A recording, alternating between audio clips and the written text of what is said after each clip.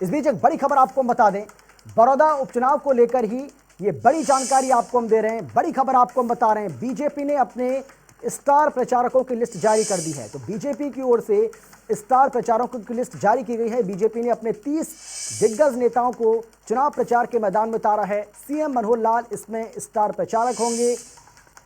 इसके साथ ही प्रदेश अध्यक्ष ओपी धनखड़ भी स्टार प्रचारकों की लिस्ट में शामिल हैं। ये बड़े नाम जो बीजेपी की ओर से बड़ौदा उपचुनाव के लिए चुनाव प्रचार करते हुए नजर आएंगे। पूर्व वित्त मंत्री कैप्टन अभिमन्यु भी प्रचार करेंगे स्टार प्रचारकों की लिस्ट में, उनका नाम भी शामिल है।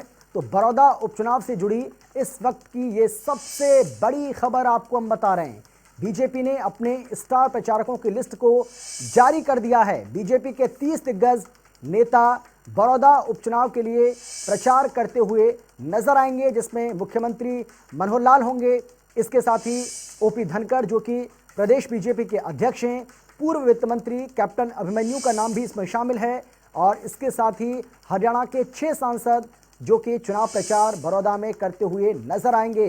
तो ये बड़ी जानकारी आपको हम दे रहे हैं, बड़ी खबर आपको हम बता रहे हैं। बड़ौदा उपचुनाव को लेकर इस वक्त की सबसे बड़ी खबर कोई अगर है तो वो यही है कि भले ही बीजेपी ने या यूं कह लीजिए कि गठबंधन ने अपने उम्मीदवार का ऐलान ना किया हो, लेकिन बीजेपी की ओर से अपने स्टार प्रचारकों की एक सूची जारी कर दी गई है, जिसमें 30 नामों को शामिल किया गया है। और अगर हम इसमें बड़े नामों की बात करें तो बड़े नामों में पहला नाम आता है मुख्यमंत्री मनोहर लाल का। इसके साथ ही ओपी धनखड़ का नाम, प्रदेश बीजेपी के अध्यक्ष हैं। इसके साथ ही जो एक और नाम निकलकर इसमें सामने आ रहा है वो है प्रदेश बीजेपी के दिग्गज नेता, बड़े नेता और पूर्व वित्त मंत्री कैप्टन अभिमन्यु। और ये जनता टीवी पर ये एक्सक्लूसिव आपको हम तस्वीरें तो आप देख ही रहे हैं, लेकिन जो लिस्ट जारी की गई है बीजेपी की ओर से वो नाम भी आपको हम यहाँ पर दिखा रहे हैं। जो नाम इस लिस्ट में शामिल हैं वो नाम आप यहाँ पर देख सकते हैं, जिसमें तमाम बड़े चेहरे बीजेपी के वो आपको बड़ौदा के अंदर चुनाव प्रचार करते हुए नजर आएंगे। तो आप देखिए ये लिस्ट आप यहां पर देख रहे हैं। तो बीजेपी की ओर से कौन कौन से वो दिग्गज नेता होंगे, कौन कौन से वो बड़े चेहरे होंगे जो बड़ौदा उपचुनाव में बीजेपी के लिए वोट मांगते हुए नजर आएंगे, या यूं कह लीजिए कि गठबंधन के लिए वोट मांगते हुए नजर आएंगे। क्योंकि बीजेपी और जेजेपी का प्रदेश में गठबंधन है, दोनों मिलकर सरकार चला रहे हैं। और ऐसे में ये पहले ही ऐलान कर दिया गया है कि बीजेपी और जेजेपी बड़ौदा उपचुनाव मिलकर लड़ेंगे, जिसमें कहा तो हालांकि ये जा रहा था कि इसमें बीजेपी का चुनाव चिन्ह होगा और जो कैंडिडेट होगा वो जेजेपी का होगा। हालांकि इसको लेकर भी कहीं ना कहीं संशय की स्थिति दिख रही है। और चलिए अब सीधा रुख करेंगे दिल्ली का, जहां से हमारे संवाददाता स्पर्श हमारे साथ जुड़ गए इस खबर पर ज्यादा जानकारी और बातचीत के लिए। स्पर्श, बीजेपी की ओर से अपने स्टार प्रचारकों की लिस्ट जारी कर दी गई है बड़ौदा उपचुनाव के लिए, लेकिन बड़ा सवाल यह है कि जो प्रचार कौन करेगा यह पता चल गया, लेकिन उम्मीदवार कौन होगा, किसके लिए वोट मांगेंगे, यह अभी तक पता ही नहीं है। देखिए बिल्कुल निश्चित तौर पर अमित, अब से के बाद यह भी माना जा रहा है कि उम्मीदवार की जो सूची है वो जो है जारी हो सकती है भारतीय जनता पार्टी के मुख्यालय से। लेकिन उससे पहले जो है बड़ौदा उपचुनाव के लिए स्टार प्रचारकों की जो सूची है वो यहाँ पर जारी कर दी गई है। मुख्यमंत्री मनोहर लाल रहने वाले हैं, राज्यसभा सांसद दुष्यंत कुमार गौतम रहने वाले हैं, प्रदेश अध्यक्ष ओम प्रकाश धनखड़ रहने वाले हैं, राव इंद्रजीत सिंह, कृष्ण पाल गुर्जर, संजीव बालियान, ये जो बीजेपी के बाहर से उनका नाम भी यहाँ पर, रतन लाल कटारिया, अनिल विज, 7 जो है मंत्री यहाँ पर रखे गए, जिसमें कंवरपाल गुर्जर, अनिल विज, मूलचंद शर्मा, चौधरी रंजीत सिंह, जेपी दलाल, बनवारी लाल, संदीप सिंह। चौधरी रंजीत सिंह का नाम जो है चौंकाने वाला जो है कहीं ना कहीं इस लिस्ट में निकलकर सामने आ रहा है। जो हम समझ रहे हैं वो यही माना जा सकता है कि चौधरी रंजीत सिंह चौटाला जो है ये कहीं ना कहीं जो है उनका नाम इस लिस्ट में रखा गया है। वो निर्दलीय विधायक है। आखिर निर्दलीय विधायक का लिस्ट में नाम किस तरीके से भारतीय जनता पार्टी की स्टार प्रचारकों की सूची में है, ये काफी महत्वपूर्ण है। इनके अलावा अगर बात की जाए तो रामचंद्र जांगड़ा, कमलेश ढांडा, डीपी वत्स, रमेश कौशिक, धर्मवीर सिंह, सांसद की बात की जाए तो सुनीता दुग्गल, अरविंद शर्मा, नायाब सिंह सैनी, विनर सिंह, संजय भाटिया, वीरेंद्र सिंह, रामबिलास शर्मा, कैप्टन अभिमन्यु और उसके उनके अलावा बात की जाए तो सुभाष बराला, विशंबर वाल्मीकि और कृष्णलाल पवार, तो कुछ पूर्व कैबिनेट मंत्री जो तो उनका जो है यहाँ पर नाम देखने को मिल रहा है, और जो मौजूदा कैबिनेट है उनका नाम देखने को मिल रहा है। तो कहीं ना कहीं अब जो है पूरी तरीके से भारतीय जनता पार्टी जो है चुनाव प्रचार के लिए तैयार नजर आ रही है। अब इंतजार जो है वो सिर्फ और सिर्फ यह है कि किसको जो है टिकट भारतीय जनता पार्टी की तरफ से दी जाती है। बिल्कुल, लेकिन सवाल तो बड़ा यही है ना स्पर्श, स्टार प्रचारकों की जो सूची जारी की गई है बीजेपी की ओर से, उससे भी बड़ा सवाल यही बना हुआ है कि बीजेपी की ओर से, गठबंधन की ओर से उम्मीदवार होगा कौन? निश्चित तौर पर अमित, क्योंकि ये लगातार हम ये कयास लगा रहे थे कि आज जो है दोपहर तक जिस तरीके से जो है टिकट आ सकती है, क्योंकि बीजेपी ने कई दौर की जो है बैठकें कर ली थी और उसके बाद बीजेपी की तरफ से लगभग एक फाइनल माना जा रहा था कि कल देर रात जिस तरीके से हरियाणा के मुख्यमंत्री और ओम प्रकाश धनखड़ जो है प्रदेश अध्यक्ष उनकी जेपी नड्डा के साथ बैठक हुई थी, 4 नामों का पैनल भेजा गया था। उसके बाद कभी भी जो है नामों का ऐलान किया जा सकता है। आज भी हमने देखा कि योगेश्वर दत्त जिस तरीके से आए थे, तो कहीं ना कहीं क्या पेच आखिर फंस रहा है, ये जो है काफी महत्वपूर्ण है, क्योंकि लग ऐसा भी रहा है कि कहीं ना कहीं वेट एंड वॉच की जो टैक्टिक्स है, पॉलिटिक्स है, वो कहीं ना कहीं जो है तमाम पार्टियां। बहुत शुक्रिया स्पर्श, आप इस बड़ी खबर पर लगातार नजर बनाए रखिएगा। अपडेट के साथ एक बार फिर से आपके पास जरूर आएंगे, लेकिन इस बीच हमारे संवाददाता पवन सिवर हमारे साथ जुड़ गए हैं चंडीगढ़ से इस खबर पर ज्यादा जानकारी और बातचीत के लिए, क्योंकि अब हमें चर्चा भी करनी है और चर्चा इसी बात को लेकर हम करेंगे कि बड़ौदा में जो उपचुनाव होना है उसको लेकर पार्टियों की ओर से पत्ते नहीं खोले गए हैं। आखिर इसके पीछे वजह क्या है? हालांकि कहा जा रहा है कि देर रात तक गठबंधन की ओर से, कांग्रेस की ओर से उम्मीदवारों का ऐलान किया जा सकता है। हालांकि इससे पहले आपको याद होगा कि इनेलो की ओर से भी इस बात का दावा किया गया था, जिसमें अभय सिंह चौटाला ने कहा था कि 15 अक्टूबर यानी कि आज हम अपने उम्मीदवार का ऐलान कर देंगे, तो 15 अक्टूबर। लेकिन अब 7 बजे से ज़्यादा का समय हो चुका है, लेकिन अभी तक उम्मीदवार का ऐलान नहीं हुआ है किसी भी पार्टी की ओर से। ये एक बड़ा सवाल बना हुआ है। और अब हम रुक करेंगे, हमारे संवाददाता चंडीगढ़ से हमारे साथ जुड़ गए हैं पवन सिवर। पवन, अगर मेरी आवाज़ आपको मिल रही है तो हम यही आपसे जानना चाहेंगे कि आखिरकार पेच कहाँ फंसा हुआ है? ये सभी पार्टियां किस बात का इंतजार कर रही हैं? कल नॉमिनेशन फाइल करने की आखिरी तारीख है, लेकिन उससे पहले ये अभी तक अपने उम्मीदवार का ऐलान ही नहीं कर पाए। स्टार प्रचारकों की सूची तो जारी की जा रही है, लेकिन उम्मीदवार कौन होगा बीजेपी की ओर से, या यूं कह लीजिए कि बीजेपी जेजेपी गठबंधन की ओर से, यह अभी तक तय नहीं है।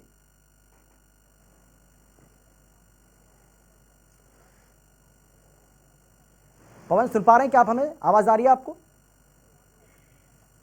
देखिए, बिल्कुल जो लगातार ये दावा राजनीतिक दल और उनके नेता कर रहे थे कि बड़ौदा के उपचुनाव में उनके दल के उम्मीदवार की जीत होगी, क्योंकि बीजेपी जेजेपी की बात करें तो ये दावा था कि जिस तरह से सरकार काम कर रही है और पिछले 5 साल में बीजेपी की सरकार ने काम किया है, उसके बलबूते पर गठबंधन का उम्मीदवार जीतेगा। ये बीजेपी और जेजेपी के नेताओं का दावा था।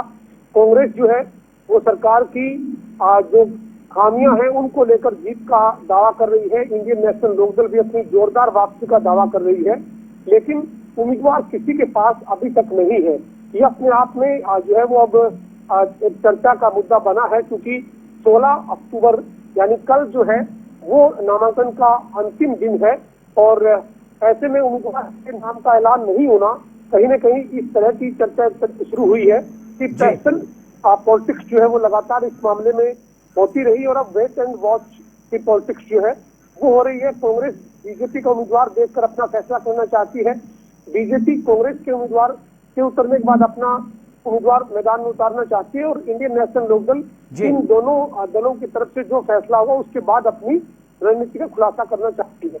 ऐसा अब स्थिति जो है वो नजर आने लगी है, और बीजेपी ने 30 स्टार प्रचारक जो है वो मैदान में उतारने का फैसला किया है। 30 स्टार प्रचारक किस के लिए प्रचार करेंगे ये अभी तक बीजेपी नहीं कर पाई है। बीजेपी जेजेपी गठबंधन के साथ चुनाव लड़ने जा रही है, बड़ौदा का उपचुनाव, तो ऐसे में किस के ऊपर अपना भरोसा जताएंगे, किसे अपना उम्मीदवार बनाकर मैदान में उतारेंगे, ये तय नहीं है। लेकिन जो उनके लिए प्रचार करेंगे उन 30 नामों की सूची बीजेपी ने जारी कर दी है। लेकिन कांग्रेस जो है, कांग्रेस में जो सूत्रों के हवाले से जानकारी है उसमें जो है वो कांग्रेस में 2 धड़े हैं। एक धड़ा कह रहा है कि जो देवगन विधायक श्री कृष्ण हुड्डा है उनके परिवार में टिकट दी जाए, चाहे उनके बेटे को या पुत्रवधू को, जबकि भूपेंद्र सिंह हुड्डा ये कह रहे हैं कि जो कपूर सिंह नरवाल है उनको टिकट दी जाए। और भूपेंद्र सिंह हुड्डा ने यहाँ तक कहा है, सूत्रों के हवाले से जानकारी है कि अगर कपूर सिंह नरवाल को टिकट दी जाती है तो मैं जीत की एक तरह से उन्होंने कहा कि जीत के लिए मैं प्रयास करूंगा और जितवाना मेरी जिम्मेदारी होगी। अगर किसी और को टिकट दी जाती है तो फिर मैं उसके लिए किसी भी तरीके से ये दावा नहीं कर सकता कि वो कैंडिडेट हमारा जीतेगा। लेकिन कांग्रेस में दो नाम जो है वो प्रमुखता के साथ जो है वो चर्चा में है और इसी तरीके से बीजेपी और जेजेपी का गठबंधन होने के नाते बीजेपी से योगेश्वर दत्त की दावेदारी जो है वो लगातार नजर आ रही थी, लेकिन जेजेपी से गठबंधन होने के नाते जेजेपी के एक नेता के नाम पर भी विचार जेजेपी ने किया है। अंतिम फैसला क्या होगा उसका सभी को इंतजार है। लेकिन इंडियन नेशनल लोकदल 15 तारीख को अपने उम्मीदवार के नाम का ऐलान का दावा कर रही थी, लेकिन अभी इंतजार कर रही थी। बिल्कुल पवन, आप बने रहिए हमारे साथ, क्योंकि इस चर्चा को हम आगे बढ़ाते हैं। लेकिन हमारे साथ जो मेहमान मौजूद रहने वाले हैं चर्चा में, राजीव जेटली जी हमारे साथ आ गए हैं जो कि बीजेपी के प्रवक्ता हैं, और हमारे साथ रमेश बामल भी आ गए हैं जो कि कांग्रेस पार्टी की ओर से अपना पक्ष यहाँ पर रखेंगे। पवन सेवर भी अगले पौने घंटे तक हमारे साथ मौजूद रहने वाले हैं इस चर्चा में, वो भी शामिल रहेंगे और उनसे हम जो अपडेट है वो तो हम लेंगे। इसके साथ ही हम जो राजनीतिक समीकरण जो बन रहे हैं और क्यों इसमें देरी हो रही है इसको लेकर भी पवन सेवर से सवाल लगातार करेंगे। राजीव जेटली जी, सबसे पहला सवाल मेरा आपसे यही है सर, आप बार बार जीत का दावा करते हैं, आप कहते हैं गठबंधन मजबूत है, आप कहते हैं हमने पिछले 6 साल में जो काम किया है उस पर हम ये चुनाव लड़ रहे हैं इसलिए जीत हमारी होगी, बावजूद इसके आप उम्मीदवार तय नहीं कर पा रहे हैं। पेज का नहीं, जीत तो हमारी होगी, हमारा उम्मीदवार जीतेगा, उम्मीदवार भी तय हो जाएगा और नामांकन भी भरा जाएगा। मैं उत्सुकता से हैरान हूं कि इतनी जल्दी क्या है आपको ये बात जानने की कि कब आपका उम्मीदवार आएगा। नामांकन भरा जाएगा, हमने चुनाव लड़ने की घोषणा करी और हमारा ही कैंडिडेट होगा। अब कैंडिडेट कौन होगा इसके ऊपर निर्णय लेना है, इसके ऊपर पूरी कमेटी बैठी और निर्णय ये सवाल मैं नहीं पूछ रहा हूँ सर। राजीव जी ये सवाल प्रदेश की जनता पूछ रही है कि आप स्टार प्रचारकों की सूची जारी कर देते हैं, लेकिन ये स्टार प्रचारक वोट किसके लिए मांगेंगे, किसके नाम पर ये वोट मांगेंगे, वो अभी तक तय नहीं कर पाए आप, तो सवाल तो उठेगा ना सर। बहुत जल्दी आपको पता चल जाएगा किस कैंडिडेट के नाम पर वोट मांगे जाएंगे, किस कैंडिडेट के लिए वोट मांगे जाएंगे। नॉमिनेशन फाइल करने की तारीख कल है, कल आखिरी तारीख है सर, कल आखिरी तारीख है। उससे आप चंद घंटे पहले आप उम्मीदवार अपना घोषित करेंगे। आप देखिए कितना समय आपको लग रहा है इसमें, आप ये तय नहीं कर पा रहे हैं कि आप किसको चुनावी मैदान में उतारें। इसका मतलब आप मानते हैं कि चुनौती आपके लिए भी कड़ी है, आप मानते हैं ये बात? बिल्कुल नहीं। देखिए हमारा कैंडिडेट होगा और मैं आपसे एक आग्रह करूंगा, हमारे कैंडिडेट का जब जीत के बाद इंटरव्यू है वो सबसे पहले जनता टीवी करे अपने चैनल के ऊपर, और हमारा कैंडिडेट विधायक बन के आपके सामने आएगा। तो ये बहुत बड़ी बात नहीं है कि कितनी देर हो रही है, कितनी जल्दी वो कहा तो ये भी जा रहा है राजीव जेटली जी कि आप तो ये भी तय नहीं कर पाए कि कैंडिडेट बीजेपी का होगा या फिर जेजेपी का, कहा तो ये भी जा रहा है, सच्चा है क्या ये बात? नहीं, ये बात बहुत बार स्पष्ट कर दी गई है कि भारतीय जनता पार्टी के चुनाव चिन्ह के ऊपर कैंडिडेट लड़ेगा और दोनों पार्टियां गठबंधन में चुनाव लड़ रही हैं। इसमें तो ये तो बहुत बार हम मेरा सवाल घुमा दिया आपने। मेरा सवाल तो ये है कि जो कैंडिडेट होगा वो जेजेपी पार्टी का होगा या बीजेपी का होगा, इसको लेकर संशय है। देखिए कैंडिडेट गठबंधन का होगा, चुनाव चिन्ह भारतीय जनता पार्टी का होगा और कमल का निशान के ऊपर आप जवाब नहीं देना चाहते, मेरे सवाल को आप घुमा रहे हैं, कोई बात नहीं, मैं आता हूं फिर से आपके पास। रमेश बामल जी, सवाल मेरा यही आपसे है, दिक्कत कहां आ रही है आपको? कहा तो ये जा रहा है कि रणदीप सुरजेवाला और भूपेंद्र सिंह हुड्डा वो आपस में इस बात को लेकर सहमत नहीं है किसको उतारा जाए किसको नहीं उतारा जाए, वो आपस में लड़ रहे हैं और यही वजह है कि आपको उम्मीदवार करने में बड़ी दिक्कत आ रही है, मशक्कत करनी पड़ रही है। अमित जी बहुत अच्छा सवाल पूछा आपने जी। मीडिया भी उत्सुक है, जनता भी उत्सुक है कि भारतीय जनता पार्टी के और कांग्रेस के अभी तक कैंडिडेट का नाम नहीं है, जबकि नामांकन की डेट कल की है। तो आपका पूछना बहुत वाजिब जवाब है और इसका जवाब देना बनता है।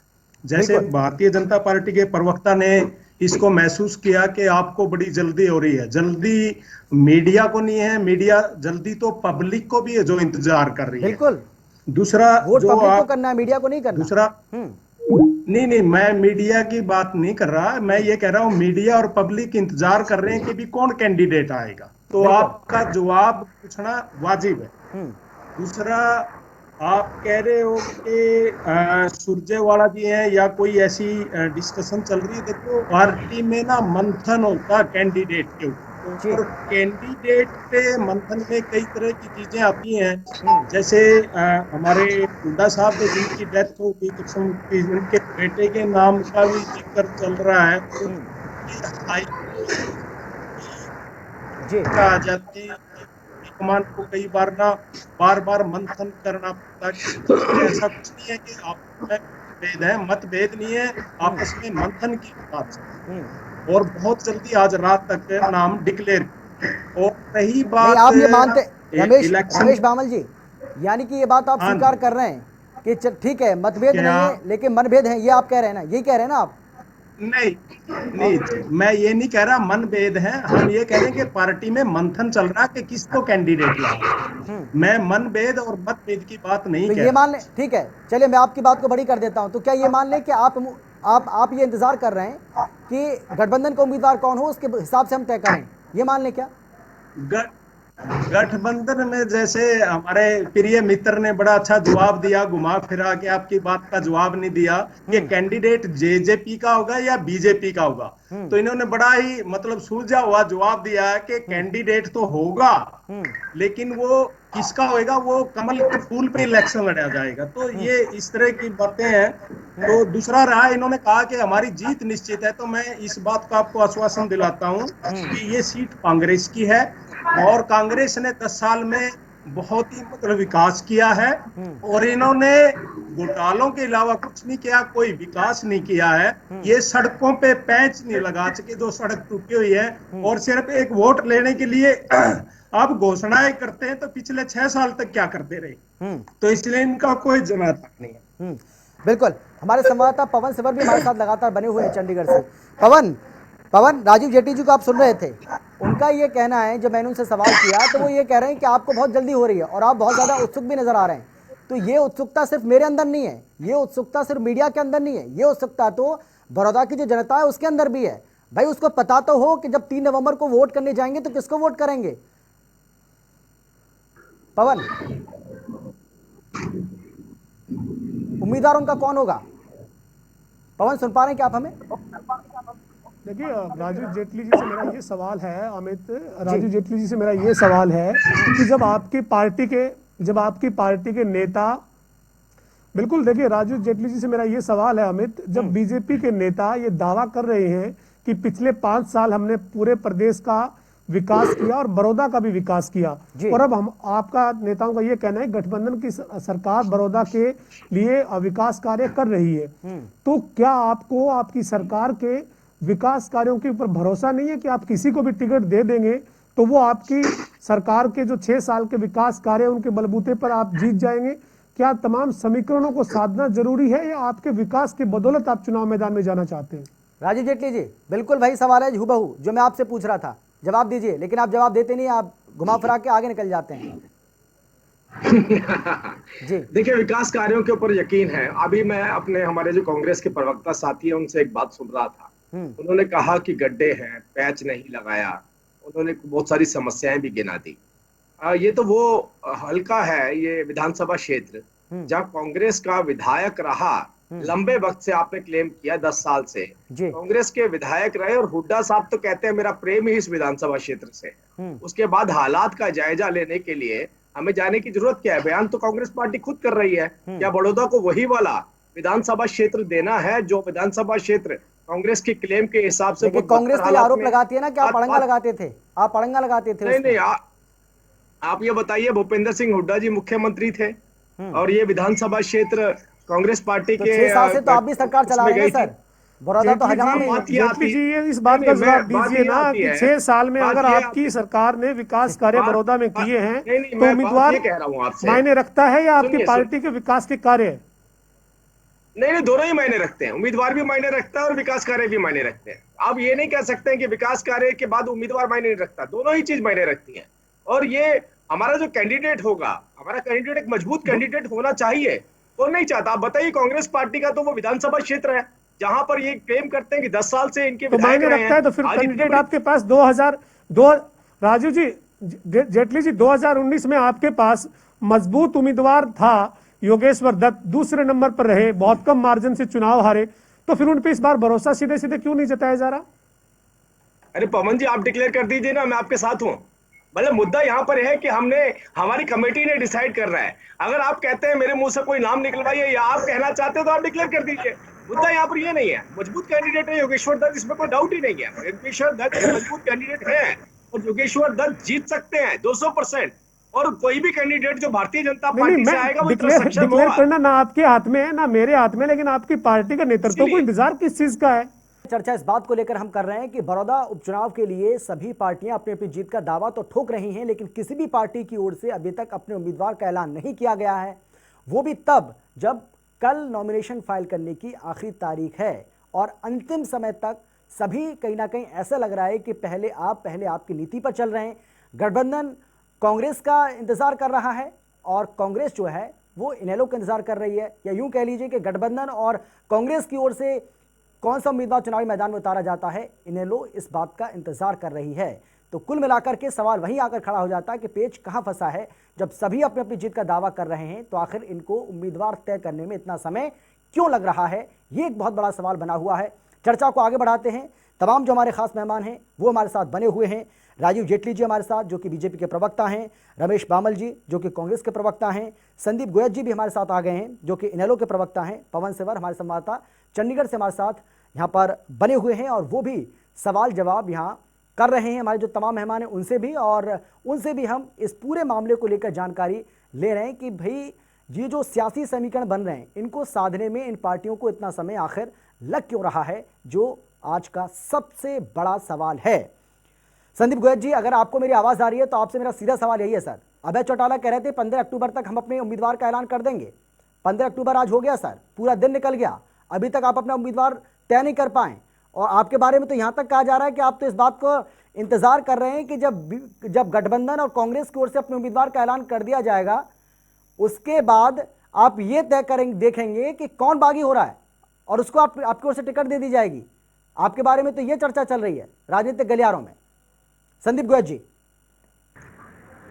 अमित जी शायद आपने ज्यादा चर्चा कर दी, बाकी हल्के में इस प्रकार की चर्चा नहीं है। हल्के में चर्चा एक बात की है कि वो राष्ट्रीय पार्टी जो नरेंद्र मोदी के नेतृत्व में तूफानी मैंडेट लेके भारत सरकार में प्रधानमंत्री बने, वो ऐसे मुख्यमंत्री जो 70 पार का दावा करते थे, उस पार्टी के लोगों को उम्मीदवार चुनने में परेशानी आ रही है। और एक मुख्य बात आप देखिए, बड़ी ही हास्यास्पद सी लगती है कि भारतीय जनता पार्टी के पिछली बार के प्रत्याशी जो कड़े मुकाबले में हार गए थे, अब की बार तो उनकी गिनती में भी नहीं है। भारतीय जनता पार्टी की तो सरकार के अंदर है, चाहिए तो ये था कि उन लोगों को पहले उम्मीदवार डिक्लेयर करना चाहिए। ये उनका अपना मामला है, हमारी पार्टी की अपनी अलग रणनीति है, हम तय करेंगे। अभी 5 घंटे बाकी हैं 15 तारीख में। बाकी दूसरी पार्टी ने तो बहुत बड़े बड़े दावे किए थे कि हम बहुत जल्द उम्मीदवार घोषणा करते हैं, उस चीज में मैं पढ़ना नहीं चाहता। बात आती है कि उम्मीदवारी को लेकर जहां राष्ट्रीय पार्टियों को उम्मीदवारों की चयन करने में इतनी दिक्कत आ रही है, मुझे ये लगता है, अंदेशा है कि दूसरी पार्टियों से चुरा कर उम्मीदवार वो अपनी पार्टी का उम्मीदवार का दावा पेश करेंगे। ये अपनी पार्टी के उम्मीदवार को सक्षम तरीके से उम्मीदवारी का दावा करने में बिल्कुल भी सक्षम नहीं है। ये जनता के अंदर इस प्रकार के उम्मीदवार दे देंगे तो कहीं वो दूसरी पार्टी में ना भाग जाए। आपके पास एक मौका था संदीप जी, सवाल तो सुन लीजिए, आपके पास एक मौका था, आप बढ़त हासिल कर लेते इन दोनों के ऊपर कि भाई देखिए आपको उम्मीदवार तय करने में थोड़ी देरी हो रही है, हमने अपने उम्मीदवार का ऐलान कर दिया, लेकिन आप भी तो उसी में शामिल है ना सर। जहां ये दोनों पार्टियां खड़ी हैं, या यूं कह लीजिए कि जहां पर ये गठबंधन और कांग्रेस खड़े हैं, उसी वहीं पर तो आप खड़े हैं। आपने भी तो नहीं किया। आप हो सकता है उम्मीदवार का ऐलान कर देते तो आप बढ़त हासिल कर लेते, तो हम भी कह देते कि हाँ चलिए आपने हिम्मत तो दिखाई, लेकिन वो हिम्मत तो आप भी नहीं दिखा पा रहे ना। 5 घंटे इंतजार कीजिए अमित जी। जो बड़े बड़े छाती ठोकने वाले 56 इंच का सीना रखने वाले, यही बात तो राजीव जेटली जी कह रहे हैं, यही बात तो राजीव जेटली जी कह रहे हैं, रमेश जी भी यही बात कह रहे हैं। करने का दावा करते थे, पहलवानों की धरती है, पहलवानों की धरती के ऊपर 56 इंच का सीना लेकर उम्मीदवार क्यों नहीं घोषित करते? संदीप जी जो बात आप कह रहे हैं उम्मीदवार की घोषणा करने से, लेकिन जो बात आप कह रहे हैं यही बात तो राजीव जी कह रहे हैं, रमेश जी भी यही बात कह रहे हैं। बड़े बड़े बहुमत के साथ वो सेशन में विधानसभा में पहुंचे, संसद में पहुंचे, बड़ौदा हल्के जो पहलवानों की धरती है वहां पर उम्मीदवार चयन करने में क्यों इनकी 56 इंच की छाती सिकुड़ गई? चलिए पवन कुछ कहना चाह रहे हैं। पवन आवाज आ रही है आपको हमारी? क्या सुन पा रहे हैं आप? पवन सुन पा रहे हैं क्या आप हमें?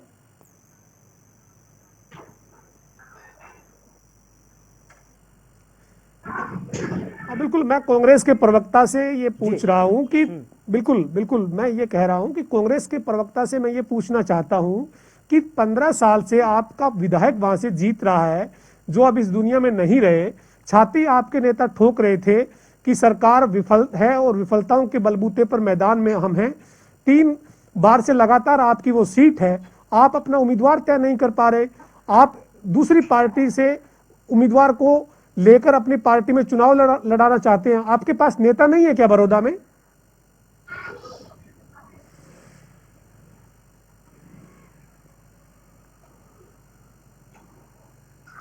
रमेश बामल जी, सवाल आपसे। हाँ, आपसे सवाल है ये। अमित, इस बात का ब्रदर मैं पहले ही जवाब दे चुका हूं कि ये पार्टी में दोनों कैंडिडेट के ऊपर मैंने बात बताई है कि मंथन चल रहा है कि भी इसमें से कैंडिडेट कौन सा उतारा जाए। मैंने ये बात जवाब दे दिया, उसका बार बार रिपीट करने की जरूरत नहीं। तो वही तो हम पूछ और रहे अभी हैं जो सर, वो ठीक है बात आपकी, आपने जवाब दिया इससे पहले। मंथन कब तक चलेगा सर? कल लास्ट डेट है नामांकन भरने की। अरे आज ही मलिक साहब, आज ही आपको रिलैक्स कर देंगे शाम तक। अभी चल रही है मंथन, आपको रिलैक्स कर देंगे। रही अमित जी, आप आपकी पार्टी के नेता छाती ठोक रहे थे, जीत का दावा कर रहे थे, अब उम्मीदवार नहीं है आपके पास। इसमें हमारे पास उम्मीदवारों की कमी नहीं है, चक्कर ये है कि किसको उतारे। इतने कैंडिडेट तो मंथन तो बीजेपी भी कर रही है, फिर बीजेपी पे कैसा है आपका आरोप? अरे काम करने वालों की कमी नहीं है, कांग्रेस के पास एक से एक इंटेलिजेंट लायक कैंडिडेट है। और रही राजीव जी की बात, आप ये आश्वस्त करते हैं कि आपकी पार्टी का उम्मीदवार होगा, आप किसी दूसरी पार्टी से आए नेता को टिकट नहीं देंगे, ये आप आश्वस्त करते हैं? आप ये आश्वस्त करते हैं कि जो उम्मीदवार होगा वो आपकी पार्टी का नेता होगा? ये इनको खुद पता है, पवन जी को खुद पता है। पार्टी का उम्मीदवार का कमी है इनके अंदर। भारतीय जनता पार्टी की पार्टी से फिर क्या हाईकमान, फिर क्या आपकी बात? आप कहते हैं कि हमारे पास नेता हैं, अब कह रहे हैं कि हाईकमान तय करेगा।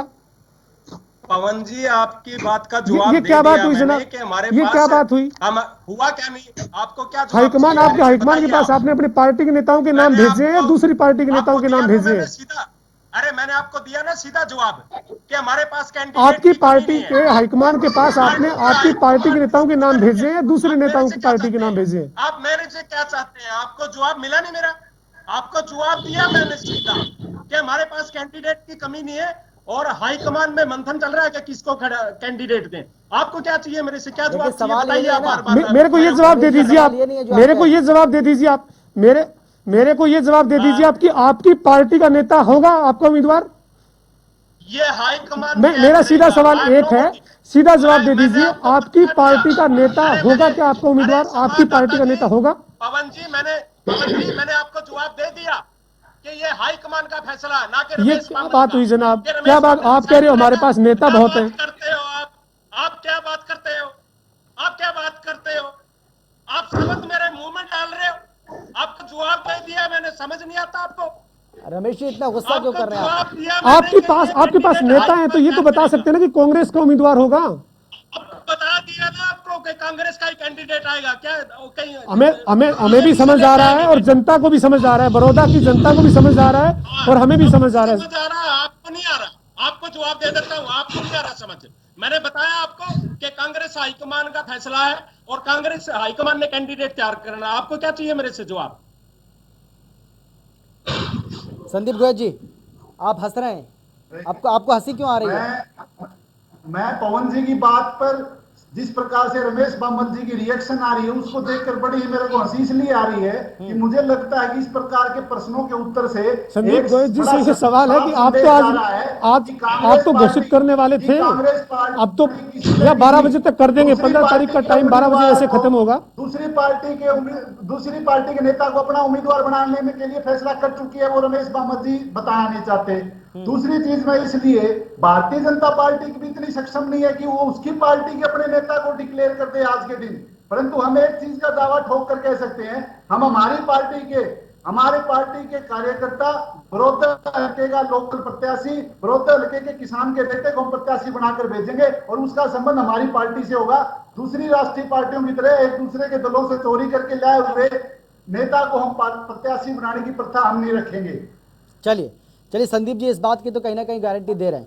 राजू जेटली जी, कम से कम कुछ तो इशारा कर दीजिए, कौन होगा उम्मीदवार गठबंधन का, एक कुछ तो बता दीजिए। योगेश्वर दत्त होंगे, भूपेंद्र मलिक होंगे, या कोई और होगा? थोड़ा बहुत तो जानकारी आपको भी होगी, पार्टी के प्रवक्ता हैं, आपको पक्ष रखने के लिए भेजा है, तो आपको थोड़ी बहुत तो जानकारी जरूर होगी कि दिल्ली में क्या कुछ चल रहा है। नहीं, मैं अमित जी, मुझे थोड़ा बताया होता आपने पहले कि आप मेरे से कैंडिडेट का नाम पूछने वाले हैं, तो मैं आग्रह करता पार्टी से ये थोड़ी कहा है कि आप मुझे। औपचारिक ऐलान कर दो, ये थोड़ी कहा है मैंने। नहीं, मैं आपसे कहता कि मैं उनसे कहता मुझे डिक्लेयर करने की परमिशन दीजिए, मैं आज जनता टीवी पे जाके अपना कैंडिडेट डिक्लेयर करना चाहता हूँ। अच्छा अगर ऐसा होता तो मैं राजीव जरूर जेटली जी, करता। एक बात लेकिन की आपकी तारीफ की जाएगी कि आप डिप्लोमेटिक आंसर अच्छा देते हैं। आपके हमेशा जो नहीं, जवाब मैं होते हैं आपसे ही काफी कह रहा हूं डिप्लोमेटिक होते हैं। कि मैं केवल इतना कहना चाहता हूं कि देखिए, मैंने आपको बार बार इस बात के लिए कहा कि एक सक्षम मजबूत कैंडिडेट, राष्ट्रीय प्रवक्ता राजीव जेटली जी आज हमें मिले हैं, ये तो हमारे बिल्कुल ये तो हमें मिलते ही नहीं है। मैंने कहा एक मजबूत कैंडिडेट जो बड़ौदा की जनता का सबसे ज्यादा चाहेता होगा, वो हमारा कैंडिडेट होगा, और वो कैंडिडेट जो जनता की जरूरत होगा और जनता जिसे चाहती है कि हमारा कैंडिडेट बने, वो हमारा कैंडिडेट होगा। मैं तो आग्रह करूंगा आपसे, लेकिन जनता को तो अभी पता ही नहीं है ना, ये तो जनता को तो पता ही नहीं है दत्त पे कि हम भरोसा किसको है। चाहें। वो तो नहीं, जनता, मैंने आपसे कहा जनता का चहेता होगा। जब जनता का चहेता होगा तो जनता उसे ये जानकारी रखती होगी कि किस तरीके का कैंडिडेट हमें मिलने वाला है। मुद्दा यहाँ पर ये है, देखिए, मैं कितनी भी राजीव जेटली को योगेश्वर दत्त पे भरोसा है क्या? नहीं, मुझे बिल्कुल पवन जी, मुझे योगेश्वर दत्त जी पे भी भरोसा है, मुझे अपने हर कार्यकर्ता पे भरोसा है। और कल को पवन जी को टिकट दे दी जाए, बड़ौदा से चुनाव लड़वा दिया जाए, मुझे आप पर भी भरोसा है। और आप भी एक सक्षम कैंडिडेट हो सकते हैं। अगर आप हमारी पार्टी में होते तो आप भी एक सक्षम कैंडिडेट हो सकते थे। मुद्दा यहाँ पर ये नहीं है, मुद्दा यहाँ पर ये है कि हमारा डिसीजन कैंडिडेट का बहुत जल्द होने वाला है डिक्लेयर करने का, क्योंकि राष्ट्रीय नेतृत्व हमारा। चलिए, सवाल सुन लीजिए पवन का। हाँ पवन राजू जी, कैंडिडेट तो आपकी पार्टी को मिल ही नहीं रहा है, यही तो दिक्कत हो रही है। अच्छा, तो इसलिए आप कह रहे हैं, बार बार पूछ रहे हैं ताकि पवन जी का नंबर लग जाए बीच में। ये आपको लगता है कि हमारे पास मुझे या आपको नहीं कौन है, मैदान में उतारने वाली बात कहां से आ गई? आपकी पार्टी के पास नेता हैं इतने, और राजीव जेटली जी जब आप कह रहे हैं कि आपके पास नहीं, वो तो आपकी पार्टी के बड़े लोगों को इंतजार है, मेरी जरूरत नहीं है। मैं कोई पत्रकारिता करने दीजिए। आपकी पार्टी के पास बड़े नेता हैं, लेकिन आप उन पे भरोसा ही नहीं कर रहे हैं। नहीं, बिल्कुल हमारा भरोसा है। और कैंडिडेट मैं आपको बता रहा हूँ, ये मजाक की बात है, लेकिन कैंडिडेट हमारा राष्ट्रीय नेतृत्व एंगेज होता है। हमारे को हर जानकारी राष्ट्रीय नेतृत्व को देनी होती है। प्रदेश के मुखिया, हमारे मुख्यमंत्री, हमारे प्रदेश अध्यक्ष, वो जो निर्णय लेने वाले हैं, वो निर्णय उन्होंने म्यूचुअल कंसेंट के साथ लेना है, और वो शायद बहुत जल्दी आपके सामने नाम भी आने वाला है। मेरे को लगता नहीं उसके बाद इस तरीके की डिबेट होगी। फिर हम बात करेंगे कि कौन सा कैंडिडेट कितना मजबूत है, कितने मार्जिन के साथ भारतीय जनता पार्टी जीतने वाली है। फिर डिस्कशन का मैटर ये रह जाएगा। अभी फिलहाल मेरे को भी मालूम है, एक मजबूरी है कि आज जो टॉपिक है हमारा, वो कैंडिडेट के नाम को लेकर है। हम 1 घंटा इस पर डिस्कशन करेंगे, और आपको पता है नाम कहीं से निकलने वाला नहीं है हमारी डिबेट के अंदर। तो एक इशू यहाँ पर केवल इतना सा है कि हाँ, आने वाला वक्त जो है वो बड़ौदा की जनता के लिए बहुत सुखद होने वाला है। बड़ौदा की जनता जो अभाव में थी विकास के, वो विकास का टेस्ट अब लेने वाली है। और ये ऐसा आपने पहले भी बताया कि डिस्कशन राजीव जेटली जी ये नहीं है कि नाम कौन होगा, लेकिन ये जरूर है कि अभी तक तय क्यों नहीं कर पाए आप? नहीं, तय हो चुका है, नाम डिक्लेयर करना है। मैंने डिस्कशन ये नहीं है नाम क्यों नहीं, नाम किसका हुआ, डिस्कशन ये है कि अभी तक तय क्यों नहीं कर पाए आप? नहीं, बिल्कुल तय हो चुका है, और नाम डिक्लेयर करना है। हमारी पार्टी ने डिक्लेयर करना है, बहुत जल्द डिक्लेयर कर देंगे। तो सार्वजनिक करने में दिक्कत क्या है जब तय हो चुका है? इंफॉर्मेशन आएगी कितने बजे तक? आज मैं पूछ के बताता हूँ आपको। मैं पूछ के बताता हूँ आपको। ये कुछ ऐसा सवाल है जिसका जवाब मेरे पास नहीं है, आपको भी मालूम है और पवन जी को भी मालूम है। अच्छा। ये डिक्लेयर होना है, बहुत जल्द हो जाएगा, और जब भी आएगा डिक्लेयर होगा तो आपके पास वो जानकारी होगी। ठीक है रमेश जी, राजीव जी कह रहे हैं कि बहुत जल्दी हो जाएगा ऐलान, आपको पता चल जाएगा। संदीप जी कह रहे हैं कि अभी तो 5 घंटे का समय, 12 बजने में। 15 तारीख हमने कहा था, 15 तारीख को ही कर देंगे, लेकिन आप तो इस बात की भी श्योरिटी नहीं दे रहे हैं कि 1 घंटे में, 2 घंटे में, 1.5 घंटे में, आधे घंटे में। अमित जी, आप जो पब्लिक इंतजार कर रही उसकी बात जो सामने रख रहे हो बहुत अच्छी बात है और वाजिब है, मैं आपको फिर जवाब दूंगा। लेकिन बात वहीं पे है कि पार्टी में मंथन चल रहा है, मीटिंग चल रही है, कंटिन्यू चल रही है, और कैंडिडेट, विनिंग कैंडिडेट सारे हैं। इस बात का क्या मतलब, ये बताइए उम्मीदवार क्यों नहीं तय कर पाए? अरे पवन जी बात तो सुन लो ब्रदर, थोड़ी सी बात सुने, जरा पेशेंस रखें, थोड़ी सी आपको जवाब देंगे। अब जो भारतीय जनता पार्टी है वो कैंडिडेट देख रही है कि जमानत जब्त होने वाली है, उसको बचाया कैसे जाए, ऐसा कैंडिडेट खड़े कि इज्जत बच जाए। सवाल जीतने का नहीं है भारतीय जनता पार्टी के लिए, जो हार का डिफरेंस है वो कम करने के लिए एक ऐसे कैंडिडेट को ढूंढ रहे हैं कि इनकी इज्जत बच जाए। जमानत नहीं बचने वाली है।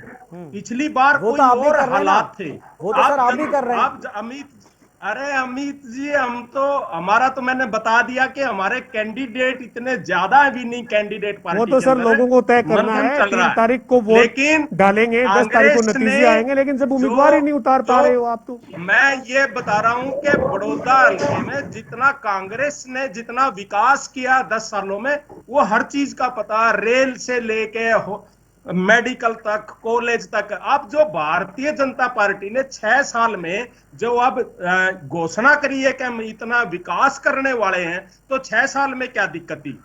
तो फंड किसने देने हैं? सरकार ने देने हैं, क्योंकि सरकार भाजपा की थी। टैक्स तो इन पर लगाए नहीं गया। कि राजीव जेटली जी ने कहा कि कैंडिडेट तो इनका, अरे कैंडिडेट क्या करेगा? बजट तो आपने देने, विकास तो आपने कराने। 6 साल में जो कांग्रेस ने विकास किया था उसका बेड़ा गर्क कर दिया, फ्रॉड आपने किए, किसानों को आपने तबाह कर दिया, घोटालों के अलावा आपने कुछ किया नहीं है। इतना कुछ करने के बाद जीतने के लिए और पब्लिक में मुंह दिखाने लायक तो है नहीं है कि बोलेंगे क्या, इनको को घुसने तो देता नहीं। ये तो चुनाव में लोगों को तय करना है रमेश जी। ये तो 3 तारीख को वोट डालेंगे और 10 को नतीजे आएंगे, तब पता लगेगा किसने क्या किया। लेकिन बात फिलहाल तो कैंडिडेट की हो रही है ना। कैंडिडेट कोई भी हो, कांग्रेस मुझे हंसी आ रही है। कांग्रेस की जीत निश्चित है, कैंडिडेट को। चलिए, उम्मीद करते हैं कॉन्फिडेंस आगे भी आपका ऐसे बना रहेगा। राजीव जी कुछ कहना चाह रहे हैं? राजीव जी।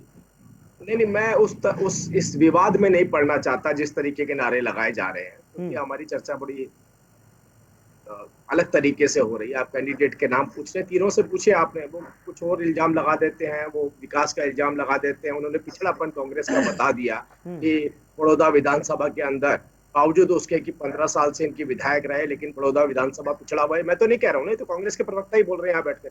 तो आप इससे अंदाजा लगाइए कि इससे वो ये भी तो कह रहे हैं अड़ंगा आप लगाते हैं। वो ये भी तो कह रहे हैं कि अड़ंगा आपने लगाया अभी 6 साल में, जब आपकी सरकार, 6 साल से आपकी सरकार कितने साल से, इनसे पूछिए कितने साल से अड़ंगा लगाया, और इनसे पूछिए कितना डेवलप था, कितना डेवलप था। बिजली नहीं आती थी वहां, ट्रांसफार्मर नहीं थे वहां पर, पानी पीने का पानी नहीं था वहां पे, जगह जगह जो है वो कीचड़ जमा हो जाता था। ये विधानसभा थी, बताइए कौन सा ऐसा क्षेत्र था जिसे आप कहते हैं कि पहले डेवलप था, अब वो खराब हुआ? अब बताइए कौन सा? मैं तो केवल एक ही बात कह रही हूं, तो खैर फिलहाल वो चर्चा का विषय नहीं है। वो तो चुनावी मैदान में जब जाएंगे तो बताएंगे क्या क्या कार्य हमने करवाए हैं और क्या क्या कार्य कांग्रेस की सरकार में हुए थे। मैं केवल एक ही बात कहना चाहता हूँ, मैं बार बार 3 बार आपको इस बात को कोट कर चुका हूँ कि हमारा टारगेट अब बड़ौदा नहीं रह गया है। अरे हम तो किलोई का इंतजार कर रहे हैं, हुड्डा साहब को हराना है हमने जाकर के।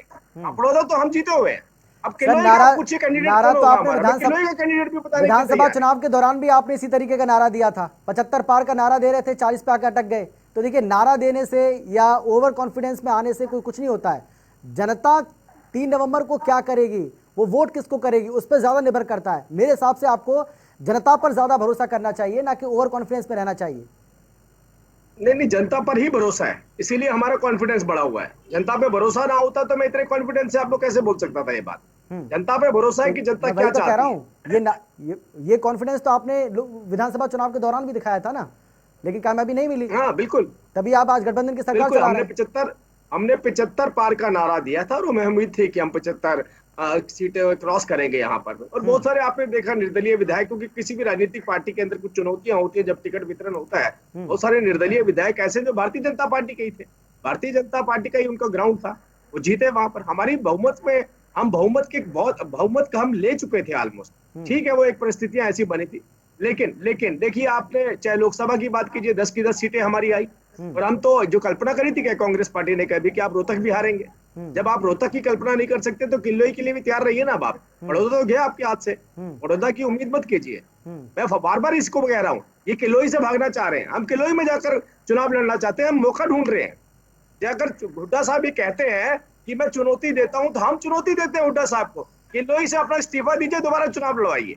आप देखिएगा आपका क्या हश्र होने वाला है वहां पर। बड़ौदा तो भूल जाइए आप। बड़ौदा तो भारतीय जनता पार्टी के खाते में आने वाली है। हम तो किलो ही का इंतजार कर रहे हैं। आप कहाँ बार बार बड़ौदा पे जा रहे हैं? हमारा टारगेट किलो ही है। बड़ौदा तो जो भी हमारा कैंडिडेट होगा उसे मालूम है कितने संदीप जी बहुत देर से हाथ उठा रहे हैं। संदीप जी अमित जी, बड़ा ताज्जुब होता है जिस प्रकार की बड़ी बड़ी झूठे, बड़ी बड़ी डिंगे बीजेपी के प्रवक्ता टीवी के ऊपर फेंक रहे हैं। और एक बड़ा ही झूठ इन्होंने बड़ौदा हल्के को लेकर कहा कि वहां कोई विकास कार्य नहीं था, वहां कोई गलियां नहीं थी, सड़कें नहीं थी, स्कूल नहीं थे, ट्रांसफार्मर नहीं थे। मुझे लगता है कि इस प्रकार की बातों से एक चीज बड़ी स्पष्ट है, भारतीय जनता पार्टी ने बड़ौदा हल्के को पाकिस्तान समझ रखा था, वहां जाने की जहमत नहीं उठाई। और जिस प्रकार के जो वह विकास कार्य चौधरी ओम प्रकाश चौटाला जी, चौधरी देवीलाल जी के समय से लेकर, चाहे वहां उन्होंने शुगर मिल हो, चाहे वहां के अनाज मंडी हो गोहाना की, चाहे वहां की सब्जी मंडी हो, चाहे वहां के स्कूल अपग्रेडेशन हो, ऐसा क्या कर दिया था जो जनता ने इतनी बुरी तरह से आपको नकार दिया, दोबारा नहीं आ पाए? ऐसा क्या कर दिया था बड़ौदा के साथ? और वहां पर चौधरी ओम प्रकाश चौटाला जी ने सरकार आपके द्वार के आधार पर 6 बार वहां के दौरे किए। और जो डींगे आंकते हैं किलोई की, इन्हें शायद ये नहीं पता भारतीय जनता पार्टी किलोई के अंदर अभी ताजा विधानसभा के चुनाव में जो बड़ी आंधी का दावा करते थे नरेंद्र मोदी की 6 साल की सरकार, केंद्र में 6 साल की 5 साल विधानसभा के, तो वहां भारतीय जनता पार्टी का उम्मीदवार किलोई में क्यों रिकॉर्ड तोड़ मतों से हार गया? इस प्रकार की डींगे आंकना छोड़कर ये कम से कम जनता के मुद्दों की अगर चर्चा करते तो बेहतर होता। ये मजाक का विषय नहीं है, यहाँ एक सीरियस गंभीर किस्म की चर्चा है। क्या बड़ौदा हल्के के अंदर क्या भारतीय जनता पार्टी ने कोई एक ईंट लगा के दिखाई, कोई एक ऐसा रिकॉर्ड कार्य करके दिखाया जिसमें बड़ौदा हल्के की जनता एक सुखद अनुभव कर सके? हाँ, बड़ौदा हल्के की जनता 6 साल के बाद सुखद अनुभव जरूर कर रही है कि आज ये लुटेरे फंसे हैं, आज इनको बड़ौदा हल्के की जनता इनका मार दिखाई के खिलाफ वोट भी डालेगी। अमित जी, गढ़ तो वो आपका भी रहा है, संदीप जी, गढ़ तो वो आपका भी रहा है, लेकिन अगर वहां के लोगों को बिजली पानी जैसी मूलभूत सुविधाएं नहीं मिली, अच्छी सड़क नहीं मिली, तो उसके जिम्मेदार तो आप भी हैं। आपका विधायक भी तो रहा है वहां से लंबे समय तक। हमने तो खूब सड़कों का निर्माण किया। आप जाकर देखिए गांव-गांव की सड़कों का संपर्क, सड़कों का निर्माण चौधरी ओम प्रकाश चौटाला जी की सरकार के दौरान हुआ। गांव की गलियां चौधरी ओम प्रकाश चौटाला के समय में पहली बार पक्की हुई, उससे पहले तो कच्ची गलियां होती थी। जो फिरनिया का निर्माण किया गया, मैं कहता हूँ अहुलाना शुगर मिल, जो ये तो गन्ने की पेमेंट नहीं कर पाए। आप देखिए संदीप जी, आपकी बातों में विरोधाभास है। संदीप जी, आपकी बातों में विरोधाभास है। अभी आप कह रहे थे लूटा गया, तब तो ये नेता गायब थे। आज प्रचार करने के लिए नेताओं को कोरोना का भय नहीं सता रहा। पहले इनको कोरोना का भय 250 मरीज थे, उस समय तो सता गया, तब ये मंडियों के अंदर गए नहीं। आज वोट की राजनीति की खेती काटने के लिए जनता के दर दर पर ठोकरे खाएंगे। जब उस समय कहां थे जब किसान की फसल मंडियों में लूटी जा रही थी, जब किसान की फसल के दाव नहीं मिल पा रहे थे, किसान की फसल अमित जी एक छोटी सी बात पूछिए इनसे कि ऐसा क्यों डराया इन्होंने बड़ौदा की जनता को कि दोबारा इनकी वापसी नहीं हो पाई वहां पे? 15 साल से वापसी नहीं हो पाई, इतनी बात, ऐसा क्या खौफ था आपका? ऐसा क्या करके आए वहां पर इतनी बुरी तरह से नकार दिए गए? जिसने आपके खिलाफ वोट मांगे थे, बता दीजिए, इतनी बुरी तरह से नकार दिए गए, ऐसा क्या करा था आपने? क्या कसूर था आपका? क्या कसूर था ये तो पता होगा, इसका तो मंथन किया होगा आपने। पवन कोई सवाल करना चाह रहे हैं? पवन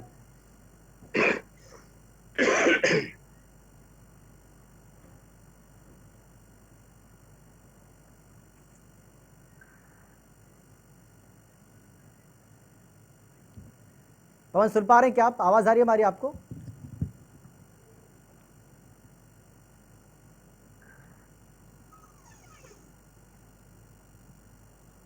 चलिए, लगता है पवन को हमारी आवाज। जी जी, पवन कोई सवाल करना चाह रहे थे, अभी आप हाथ खड़ा कर रहे थे। अब बिल्कुल देखिए, मेरा तीनों जो राजनीतिक दलों के प्रवक्ता हमारे साथ हैं, जेटली जी हैं, संदीप जी हैं और रमेश जी हैं, उनसे ये सवाल है कि ठीक है, मान लीजिए कैंडिडेट आप लोग नहीं तय कर पाए, आप एक दूसरे का इंतजार कर रहे हैं, वेट एंड वॉच की रणनीति पर आप काम कर रहे हैं, ये हो सकता है। ये बता दें कि क्या आपके अलग अलग दलों में, चाहे हम बीजेपी जेजेपी की बात करें या फिर हम इंडियन नेशनल लोकदल की बात करें या फिर कांग्रेस की बात करें, आपके नेताओं को डेवलपमेंट के मुद्दे पर बीजेपी और जेजेपी ये कहती है कि हम विकास के मुद्दे पर मैदान में हैं, इंडियन नेशनल लोकदल और कांग्रेस कहती है कि सरकार की विफलता के बलबूते पर हम मैदान में हैं। ऐसे में क्या कैंडिडेट मायने रखता है या आपके जो मुद्दे हैं वो मायने रखते हैं?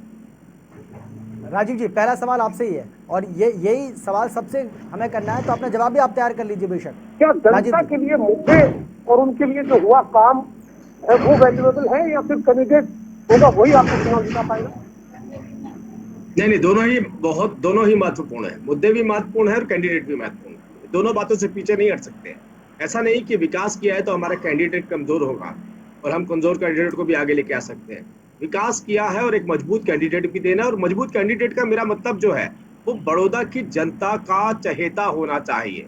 बड़ौदा की जनता जिसे प्यार करती हो, जिसे चाहती हो, वो होना चाहिए। और इसी बात को ध्यान में रखते हुए बहुत जल्द आपके सामने बड़ौदा की जनता को कैंडिडेट मिलने वाला है। बाकी देखिए, दूसरी राजनीतिक पार्टियां, मैं उस पर हस्तक्षेप नहीं करना चाहता। वो चुनाव लड़ना चाहते हैं, नहीं लड़ना चाहते, या किसको कैंडिडेट बनाना चाहते हैं, वो उनकी अपनी चॉइस है। संदीप जी। देखिए अमित जी, बड़ौदा हल्के की जनता बड़ा ही सूझबूझ से फैसला लेगी और उनके फैसले पर हम फूल चढ़ाने का काम करते हुए वहां के लोकल उम्मीदवार को प्रत्याशी बनाकर पार्टी का भेजेंगे। जो भारतीय जनता पार्टी के द्वारा जिस प्रकार से प्रदेश के अंदर लूट खसोट की और घोटालों की राजनीति की, उसको सबक सिखाने का काम वहां की जनता के माध्यम से हम करवाएंगे और बड़ौदा हल्के के लोगों को हम विश्वास दिलाएंगे। भविष्य की चौधर उनके इलाके में दिलाने का काम इंडियन नेशनल लोकदल करेगी, जो सदा सदा के लिए वहां के इलाके को टेम्परेरी चौधर की बात नहीं करेंगे, सदा सदा के लिए वहां के लोगों को चौधर देने की कोशिश करेगी। ऐसा प्रत्याशी हम चुनकर भेजेंगे। अमित जी। रमेश जी, आखिरी कमेंट, क्योंकि समय की बहुत कमी है। बिल्कुल अमित जी, धन्यवाद आपका, बार बार मेरे को टाइम दिया अपनी बात रखने के लिए। अमित जी, कांग्रेस पार्टी एक 36 बिरादरी की पार्टी है। सबसे महत्वपूर्ण बात तो ये है, नंबर 1। नंबर 2, कांग्रेस ने हमेशा विकास किया है, और जितना भी विकास देश के अंदर हुआ, बड़ौदा की बात छोड़िए, पूरे देश के अंदर वो कांग्रेस पार्टी ने किया है। मतलब कंप्यूटर क्रांति तक, रेलवे तक, मेट्रो तक, आप जिस मर्जी इतिहास को उठा के देखिए, ये बनावटी बात है। आप ये कह रहे हैं जी? अमित जी, मैं सिर्फ विकास की बात कर रहा हूं कि विकास सिर्फ एक जगह नहीं, हर जगह हुआ। बड़ौदा में रेलवे आई है, हॉस्पिटल बने हैं, कॉलेज, महिला कॉलेज बने हैं, हर चीज है बड़ौदा के अंदर। सड़कें बनी है, झाड़ बिछा हुआ है। आप दावा कर रहे हैं, लेकिन ये तो तय सर जनता को करना है। वो जनता बताएगी, बड़ौदा की जनता बताएगी कि आपने कितना विकास किया था अपने समय में। पवन आपका, राजीव जेटली जी आपका, संदीप जी आपका और रमेश जी आपका, आप सभी का बहुत बहुत शुक्रिया इस चर्चा में शामिल होने के लिए, अपनी बात यहां पर रखने के लिए। लेकिन अभी भी इंतजार इस बात का है कि किस पार्टी की ओर से कौन उम्मीदवार चुनावी मैदान में उतारा जाएगा। हम भी इंतजार कर रहे हैं, आप भी करिए। कुछ भी ऐलान होगा आपको हम सबसे पहले बताएंगे।